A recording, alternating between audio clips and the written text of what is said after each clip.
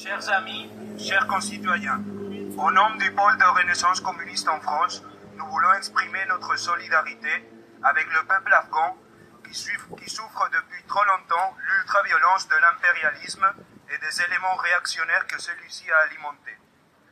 En 1978, avec la révolution de Saouf, dirigée par le Parti démocratique populaire, est instaurée la République démocratique d'Afghanistan.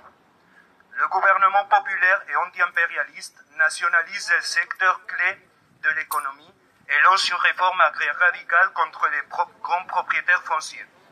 Des grands efforts sont faits en vue de construire une santé publique de qualité et une éducation publique de qualité pour hommes et femmes avec une grande campagne d'alphabétisation.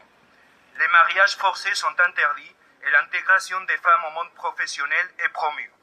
Alors les États-Unis, en alliance avec des théocraties réactionnaires comme l'Arabie Saoudite et le Pakistan, entraînent et financent les Moudjahidines, ancêtres du terrorisme djihadiste tel que nous le connaissons aujourd'hui, et des talibans qui prennent le contrôle du pays maintenant. Ces bandes de criminels, largement implantés dans le trafic d'héroïne, considéraient que les communistes déshonoraient leurs filles en leur apprenant à lire et à écrire. S'ensuit une guerre civile sans fin, la chute de la République démocratique, l'instauration d'un émirat islamique, l'invasion du pays par les forces de l'OTAN en 2001, soi-disant pour combattre le terrorisme, et 20 ans de gouvernement fantoche, kleptocrate et parasitaire, pour enfin voir les talibans reprendre les rênes. Le recours aux mercenaires djihadistes a aussi été utilisé pour détruire d'autres États souverains comme la Libye ou la Syrie. L'impérialisme veut piller sans opposition. Si le chaos sert ses buts, il l'utilisera.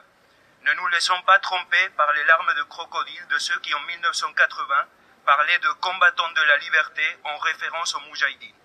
Le terrorisme et la violence patriarcale ne sont pas de retour en Afghanistan. À aucun moment ils n'avaient disparu. Ni guerre entre peuples, ni paix entre classes, sortant de l'UE, de l'euro, de l'OTAN et du capitalisme, le socialisme ou la mort, nous vaincrons.